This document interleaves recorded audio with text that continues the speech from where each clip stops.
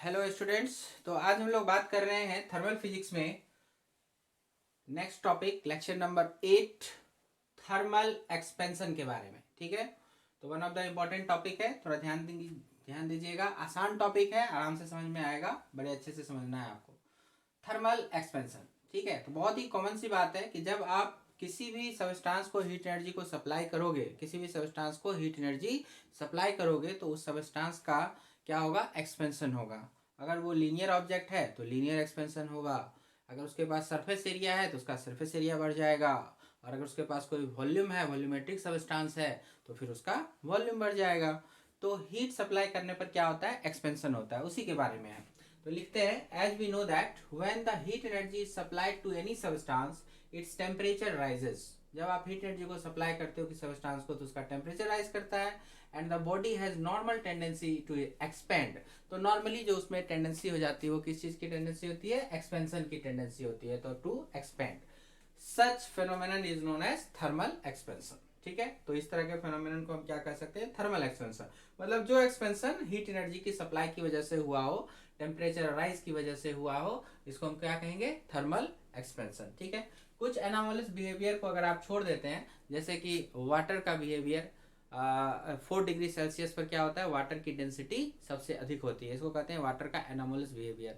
मतलब 4 degree Celsius से अगर कम टेम्परेचर भी हो रहा है तो भी आपकी डेंसिटी कम हो जाएगी, 4 डिग्री सेल्सियस से ज़्यादा भी अगर टेम्परेचर आप बढ़ा रहे हो तब तो डेंसिटी कम होना स्वाभाविक है।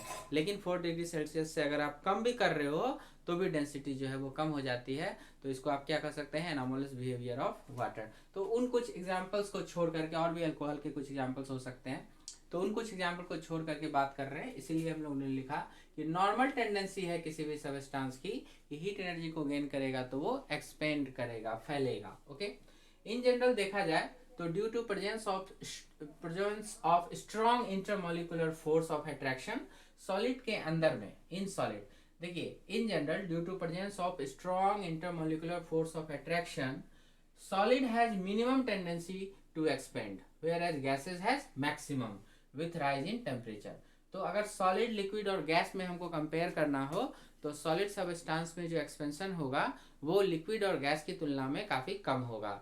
गैस में एक्सपेंशन सबसे ज्यादा होगा, क्योंकि ये एक्सपेंशन इस बात पर निर्भर करता है कि इंटरमोलिकुलर फोर्स ऑफ अट्रैक्शन जो काम कर रहा है मॉलिक्यूल्स के बीच में वो ज्यादा या कम किस में है। अगर इंटरमोलिकुलर फोर्स ऑफ अट्रैक्शन ज्यादा होगा तो वहाँ एक्सपेंशन का प्रभाव कम होगा, कम दिखाई देगा, और अगर इंटरमोलिकुलर फोर्स ऑफ अट्रैक्शन पहले से कम है तो फिर वहाँ एक्सपेंशन का जो इफेक्ट आएगा वो ज्यादा आएगा। इसीलिए गैस में एक्सपेंशन सबसे ज्यादा होगा, सॉलिड में सबसे कम। ठीक है, लिक्विड का इन दोनों के बीच में हो जाएगा। चलिए, थर्मल एक्सपेंशन इन सॉलिड, इस टॉपिक में मेनली जो हम लोग यहाँ पर अब डिस्कस कर रहे हैं वो है thermal expansion in solid. Solid में थर्मल एक्सपेंशन के बारे में, तो इसमें बहुत सारे पॉइंट्स हैं, उसको एक एक करके समझिए, जिसपे आपको न्यूमेरिकल भी सॉल्व करना होगा। तो थर्मल एक्सपेंशन इन सॉलिड में अब आपको लीनियर एक्सपेंशन, सुपरफिशियल या सरफेस एक्सपेंशन, वॉल्यूमेट्रिक या क्यूबिक एक्सपेंशन भी नाम देते हैं। 3 तरह के एक्सपेंशन आपको पढ़ने हैं, लीनियर एक्सपेंशन, सुपरफिशियल एक्सपेंशन जिसका दूसरा नाम सरफेस एक्सपेंशन या एरियल एक्सपेंशन भी कह सकते हैं, और फिर वॉल्यूमेट्रिक एक्सपेंशन या फिर क्यूबिक एक्सपेंशन।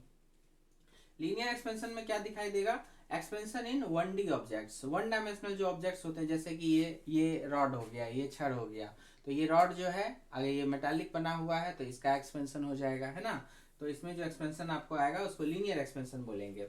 तो expansion in 1D objects that is linear objects having length only. ठीक है, इस तरह जैसे कोई रॉड हो गया L0 लेंथ का, जिसको अगर आपने डेल्टा थीटा टेम्परेचर राइज किया तो इसका देखिए इंड कुछ इधर भी बढ़ गया, कुछ इधर भी बढ़ गया, ओवरऑल लेंथ L हो गया, है ना।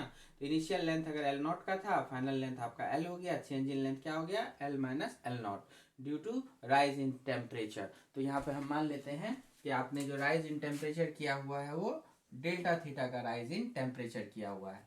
उसी तरह से expansion in 2D objects, 2D objects में भी अगर आप देखिए जिसके पास एरिया हो, जो प्लानर ऑब्जेक्ट्स होंगे, जिसके पास सरफेस एरिया हो, जिसमें लेंथ प्लस विड्थ दोनों हो, तो मान लीजिए लेंथ और विड्थ हमने एक स्क्वायर प्लेट लिया जिसमें लंबाई भी है चौड़ाई भी है, और उसको अगर हमने डेल्टा थीटा टेम्परेचर चेंज कर दिया, इंक्रीज कर दिया, तो ये देखिए डॉटेड लाइन से दिखाया गया है, इसका एरिया बढ़ जाएगा, है ना। तो इनिशियल एरिया अगर आपका ए नॉट था जो कि एल नॉट का स्क्वायर लिख सकते हैं, तो फाइनल एरिया ए एल का स्क्वायर बन जाएगा। Change in area A minus A not, इस तरह समझ सकते हैं।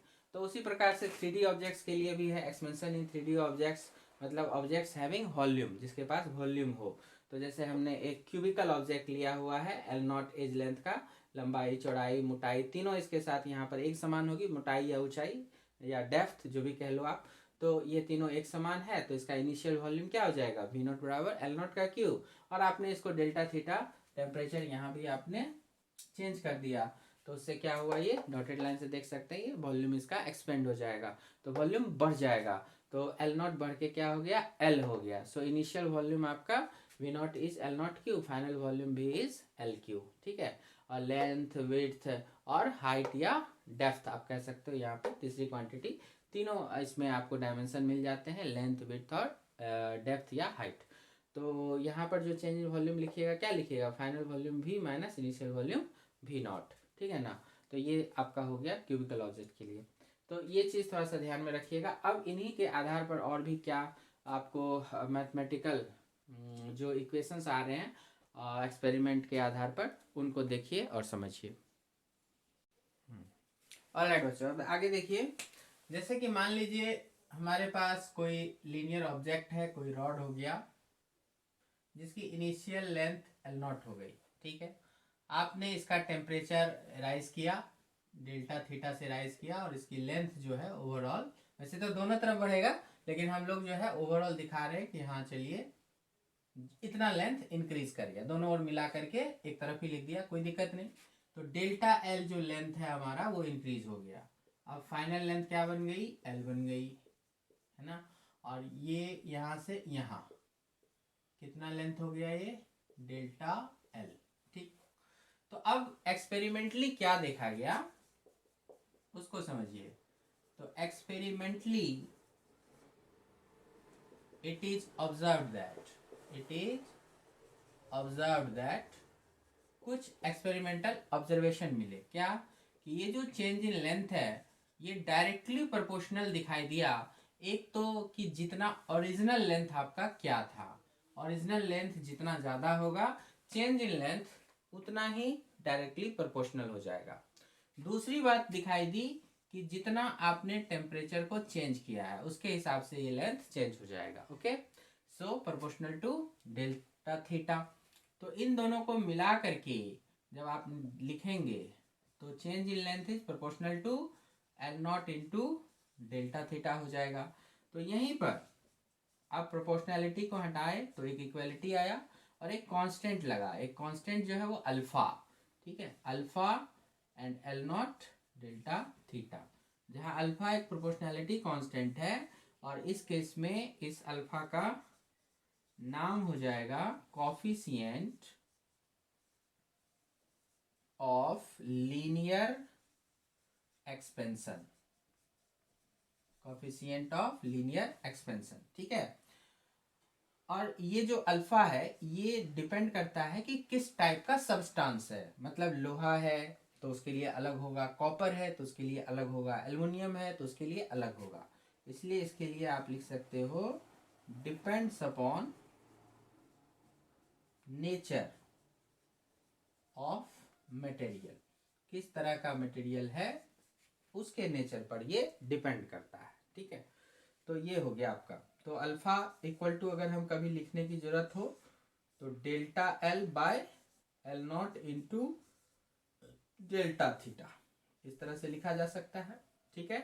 तो डेल्टा एल समझ रहे हैं आप, डेल्टा एल क्या है, चेंज इन लेंथ है, आप चाहें तो साइड में लिख दें, डेल्टा एल हो गया चेंज, वैसे इस केस में क्या होगा, इंक्रीज इन लेंथ, वो भी कह सकते हैं, चेंज या इंक्रीज इन लेंथ। यहाँ पर चूंकि टेम्परेचर आपने बढ़ाया है, फोटो में बढ़ता हुआ दिख रहा है इसीलिए, और यहाँ पर टेम्परेचर चेंज कितना से किया था, डेल्टा थीटा से, तो डेल्टा थीटा चेंज, या कह दो यहाँ पर हमने इंक्रीज किया है तो इंक्रीज इन टेम्परेचर। और आपका एल नॉट क्या हो गया, एल नॉट हो गया इनिशियल लेंथ, ठीक है, ऑफ द रॉड, जैसे कोई रॉड है वो रॉड, और एल आपका क्या हो जाएगा, final length, final length of the rod. ठीक है, तो इस तरह से हम समझ सकते हैं। तो ये एक इक्वेशन ये वाला कि change in length delta L बराबर alpha L not delta theta, और जिससे अल्फा इक्वल टू आप लिख सकते हैं delta L by L not delta theta. तो ये दो इक्वेशन यहाँ इंपॉर्टेंट होंगे, तो इसको आप अच्छे से नोट कर लीजिए। तो वन डायमेंशन के जो ऑब्जेक्ट होंगे उसमें जब आप टेम्परेचर चेंज करेंगे तो इस तरह के आपको रिलेशंस मिलेंगे। ठीक है, अब उसी तरह से तो ये हम यहाँ लिख देते हैं फॉर 1D ऑब्जेक्ट्स। ओके, आपको ये चीज हो गया। अब ऐसे ही 2D ऑब्जेक्ट्स के लिए वहां पर भी कुछ कांस्टेंट्स हैं, तो आइए इसी प्रकार से उसको भी देख लेते हैं फटाफट। तो देखिए बच्चों, तो इसी तरह से छोटा छोटा चेंज किए फॉर 2 डायमेंशनल ऑब्जेक्ट्स। मान लीजिए इनिशियल एरिया आपका ए नॉट था और फाइनल एरिया जो है आपने डेल्टा थीटा से टेम्परेचर जो है वो इंक्रीज कर दिया, तो फाइनल एरिया आपका इस तरह से डॉटेड लाइन से बढ़ गया, ए बन गया। ओके, तो चेंज इन एरिया देखा गया एक्सपेरिमेंटली, यहाँ भी लिख देंगे आप एक्सपेरिमेंटली। तो जब एक्सपेरिमेंट किया गया तो पता चला कि ये जो आपका डेल्टा ए है, मतलब change in area, that is proportional to initial area कि शुरू में कितना था, and secondly proportional to change in temperature delta theta. दोनों के डायरेक्टली प्रोपोर्शनल हुआ, और इसी डायरेक्टली प्रोपोर्शनल को जब एक साथ लिखा जा रहा है तो आप क्या लिख सकते हैं, ए नॉट इंटू डेल्टा थीटा।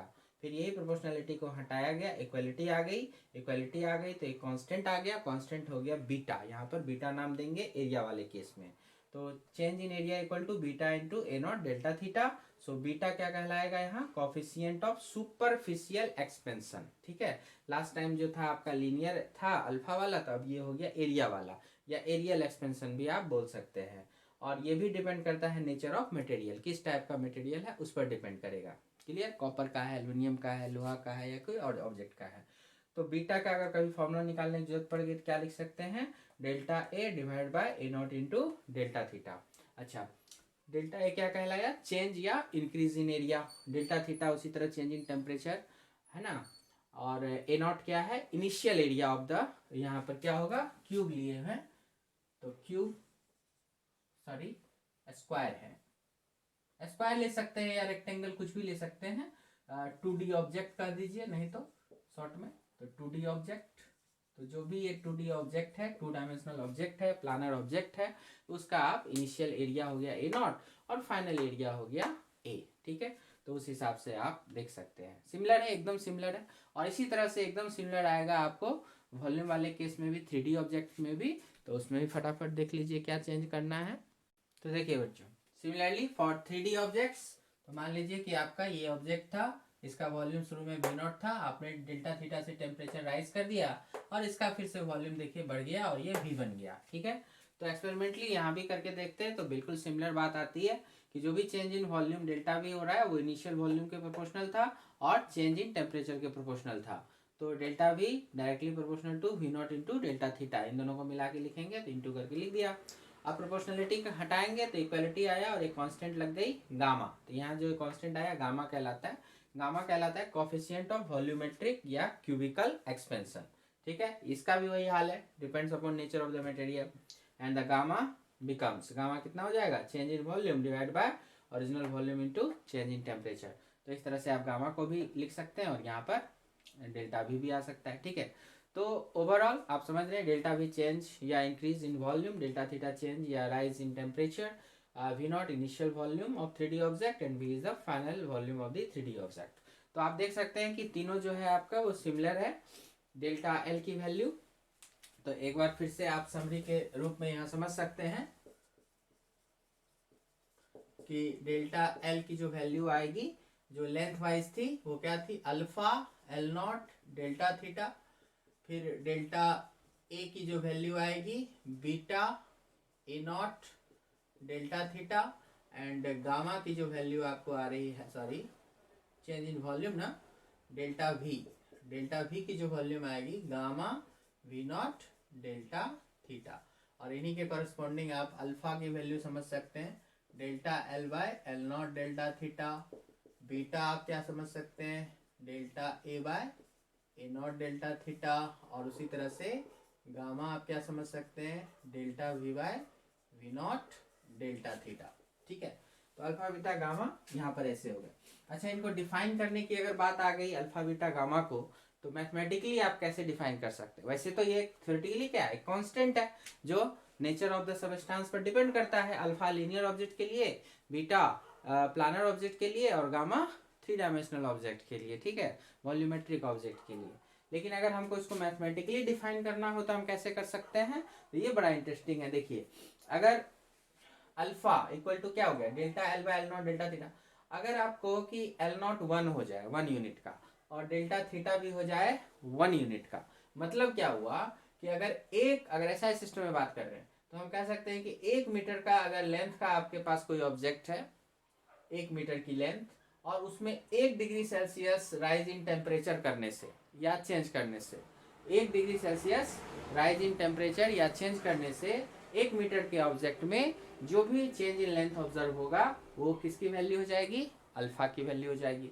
उसी तरह से 1 यूनिट स्क्वायर सरफेस एरिया वाले ऑब्जेक्ट में 1 डिग्री टेम्परेचर चेंज करने से जो चेंज इन एरिया बनेगा वो बीटा का डेफिनेशन कहलाएगा, बीटा के बराबर हो जाएगा। उसी तरह से वॉल्यूमेट्रिक में यूनिट वॉल्यूम वाले सबस्टेंस में 1 डिग्री सेल्सियस से चेंज करने पर जो आपको वॉल्यूम में चेंज आएगी वही किसके बराबर हो जाएगा?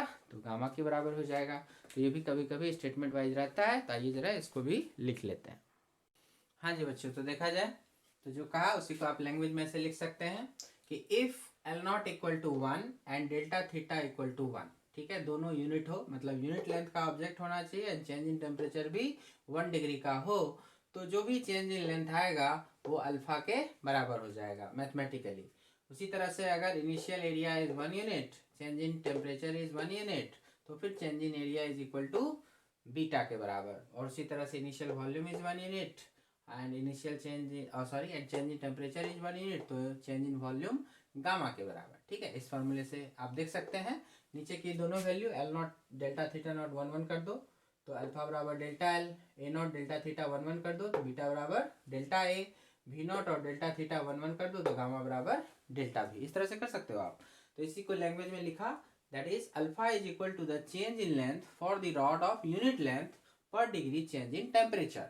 मतलब 1 डिग्री टेम्परेचर हम चेंज करेंगे किसी 1 यूनिट लेंथ वाले रॉड का, तो उसमें जो भी चेंज इन लेंथ आएगा 1 डिग्री टेम्परेचर चेंज करने से 1 यूनिट लेंथ वाले रॉड में जितना भी चेंज हो जाएगा वही कहलाएगा किसके बराबर? अल्फा के बराबर। उसी तरह beta is equal to the change in area for the seat of unit area पर degree change in temperature, and gamma is equal to change in volume for the 3D object of unit volume per degree change in temperature, ठीक है। तो 1 degree temperature आप change करोगे, 1 unit का वो substance होना चाहिए, फिर उसमें जो भी चेंज इन डायमेंशन आएगा 1 यूनिट का है तो जो भी लेंथ में चेंज आएगा वो अल्फा के बराबर, 2D का है तो जो भी एरिया में चेंज आएगा वो बीटा के बराबर, और 3D का है तो जो भी वॉल्यूम में चेंज आएगा वो गामा के बराबर, ठीक है। तो दो बातें होनी चाहिए, एक तो 1 डिग्री का चेंज करोगे और ऑब्जेक्ट शुरू में होना कितना चाहिए? तो यूनिट लेंथ, यूनिट एरिया या यूनिट वॉल्यूम का होना चाहिए। फिर जो चेंज आएगा that will be equal to alpha beta and gamma, इस तरह से कह सकते हैं, ठीक है। चलो अब हमको अल्फा बीटा गामा में रिलेशन देखना है, काफी इंपॉर्टेंट है, आइए समझते हैं। आइए बच्चों अब आगे देखते हैं। हम लोग को निकालना है relation between alpha beta and gamma for same material understood होता है, ठीक है। तो अल्फा बीटा गामा में रिलेशनशिप देखना है। तो मान लीजिए एल नॉट लंबाई का हमारे पास एक रॉड था जिसका टेम्परेचर डेल्टा थीटा से हमने राइज किया, जिससे इसमें डेल्टा एल लंबाई चेंज हो गई। अल्फा हो गया इसका कोफिशिएंट ऑफ लीनियर एक्सपेंशन। तो हमें पता है delta L becomes alpha times L not times delta theta, ठीक है। तो डेल्टा एल क्या है? Final length minus initial length. Final length जो यहाँ से लेकर के यहाँ तक हुआ वो एल हो गया, ठीक है। तो l minus l naught equal to alpha L not delta theta हो गया। तो आपका एल क्या हो जाएगा? L naught plus alpha L not delta theta. तो यहाँ से हम लोग क्या करेंगे? एल नॉट को कॉमन लेंगे, क्या हो गया? 1 प्लस अल्फा डेल्टा थीटा। तो इस तरह से ये आ गया। तो ये एक बेसिक सा इक्वेशन हुआ, इसे याद रखेंगे। फाइनल लेंथ एल बराबर initial length into 1 plus alpha delta theta, ठीक है। Alpha coefficient of linear expansion, delta theta change in temperature, और एल नॉट आपका हो गया इनिशियल लेंथ, एल हो गया फाइनल लेंथ। ये सब पहले भी लिखा हुआ है। अब क्या करते हैं हम लोग, इसी मटेरियल का एक 2 डायमेंशनल स्क्वायर लेते हैं। ओके, 2 डायमेंशनल स्क्वायर जिसकी इनिशियल लेंथ इसी तरह से एल नॉट थी, इधर भी और इधर भी स्क्वायर है, तो चारों साइड जो होगा इक्वल होगा। आपने डेल्टा थीटा टेम्परेचर चेंज किया और इसका क्या हुआ, एरिया इंक्रीज कर गया, तो जो एल नॉट था वो बन गया एल, क्योंकि आप जानते हैं एल नॉट का रहता है तो एल बन जाता है, तो यहाँ भी जो एल नॉट की लंबाई थी वो अब एल बन गई। उसी तरह से एल नॉट की जो चौड़ाई थी वो भी क्या बन गई, एल बन गई। तो यहाँ पर इनिशियल एरिया ए नॉट क्या होगा, एल नॉट स्क्वायर, और जो फाइनल एरिया ए बना वो क्या होगा, एल का स्क्वायर। सिंपल है। अब हम लोग जानते हैं कि फार्मूला वाइज क्या होगा, delta A change in area वो था आपका beta A not delta theta, इसी तरह से लिखते थे। डेल्टा ए क्या होगा, A minus A not, final area minus initial area, तो beta A not delta theta, तो हमारा ए बन गया, ए नॉट कॉमन कर लिया तो 1 प्लस बीटा डेल्टा थीटा। देखिए इसको इस तरफ ले गए और कॉमन कर लिया, कोई दिक्कत नहीं। अब यहीं पर क्या करेंगे, ए को यहाँ से एल का स्क्वायर, और ए नॉट क्या था, एल नॉट का स्क्वायर, इस तरह से लिख देंगे, कोई दिक्कत नहीं होनी चाहिए। उसके बाद ये स्क्वायर इधर ले जाना है, तो इस तरफ ले गए तो एल नॉट का रूट आ जाएगा, तो एल नॉट स्क्वायर है तो इसका एल नॉट बाहर आ गया और इस पर रूट बन जाएगा, तो रूट को पावर हाफ भी कहते हैं, तो इसलिए हम लोग क्या करेंगे, पावर हाफ बिठाएंगे इस तरह से, ठीक है, पावर हाफ। अब बच्चों देखो यहाँ पर क्या होता है कि अल्फा बीटा गामा की जो वैल्यूज होती है ना वो बहुत बहुत छोटी वैल्यू होती है, 10⁻⁻5 10⁻⁻6 इस तरह के ऑर्डर का होता है। तो आप कह सकते हैं कि यहाँ पर ये जो टर्म है ये बहुत बहुत छोटा है, और जब बहुत छोटे टर्म्स की बात होती है तब वहाँ पर हम लोग का एक बायनोमियल एक्सपेंशन का थ्योरम लग जाता है। तो यहाँ पर अलग में कहीं पर नोट करके लिख देंगे आप कि 1 plus x to the power n is almost equal to 1 plus n x, लेकिन ये कब, जब x is much much smaller than 1, ठीक है। तो यहाँ पर ये कंडीशन सेटिस्फाई होती है, and this is known as binomial theorem. तो बायनोमियल थ्योरम के कॉन्सेप्ट से ये वाली बात यहाँ पर हम लोग अप्लाई करेंगे, आगे भी जगह जगह अप्लाई कर सकते हैं, प्रॉब्लम में भी अप्लाई होता रहेगा। तो 1 plus x to the power n is 1 plus n x, तो उस तरह से बहुत सारी चीज़ें होती है। अगर आप माइनस रखोगे तो फिर वो माइनस आ जाएगा, अगर आप यहाँ पर भी प्लस माइनस रखोगे तो वहाँ पर भी अपना प्लस माइनस उस हिसाब से। तो यहाँ मैं ऐसा करता हूँ 1 प्लस माइनस लिख के, तो 1 प्लस माइनस एन एक्स, ठीक है। बाकी n की वैल्यू आपकी कुछ भी हो सकती है, निगेटिव में भी हो सकती है, पॉजिटिव भी हो सकती है, कोई फ्रैक्शन भी हो सकता है ना, तो जो भी वैल्यू रहेगा वो चलाएगा। ओके, जैसे हाफ क्या है, फ्रैक्शन ही तो है, 0.5 है वो, तो वो सीधा सीधा उठ के यहाँ आ जाएगा।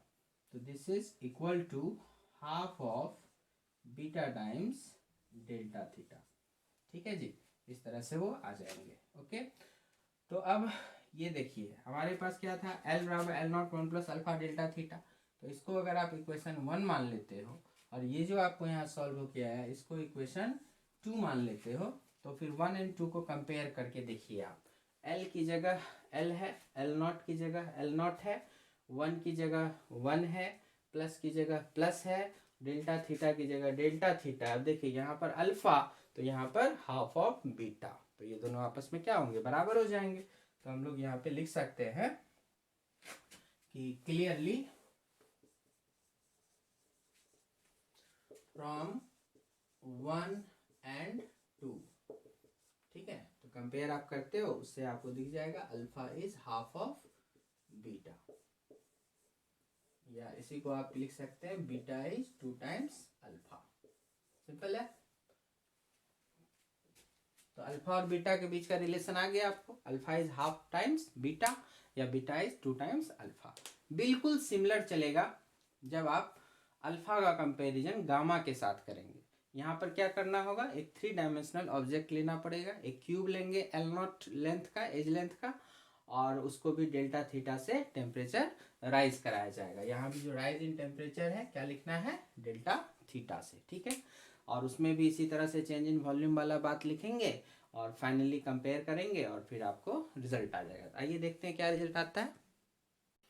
हाँ जी बच्चों, तो देखिए उसी तरह से सिमिलरली हमारे पास एल नॉट एज लेंथ का कोई क्यूब होगा, तो इसका इनिशियल वॉल्यूम हो गया एल नॉट का क्यूब, और फिर आपने यही delta theta rise in temperature हम लोग यहाँ भी करने वाले हैं। Delta theta rise in temperature हो गया, जिससे इसकी वॉल्यूम क्या हो गई, ये बढ़ करके वी जो एल क्यू हो जाएगा, क्योंकि इच एल नॉट लेंथ बढ़ करके एल बन गया, ठीक है। एल नॉट जैसे बढ़ करके एल हो जाता था तो उसी मटेरियल का है, इसलिए ये भी एल नॉट बढ़ करके एल हो जाएगा। तो इसकी भी लंबाई चौड़ाई मोटाई सब एल नॉट से बढ़ के एल हो गई। So final volume L Q और इनिशियल क्या था, एल नॉट का क्यू। तो हमें पता है कि change in volume gamma times V naught delta theta, ये बात पढ़ी हमने एक्सपेरिमेंट से।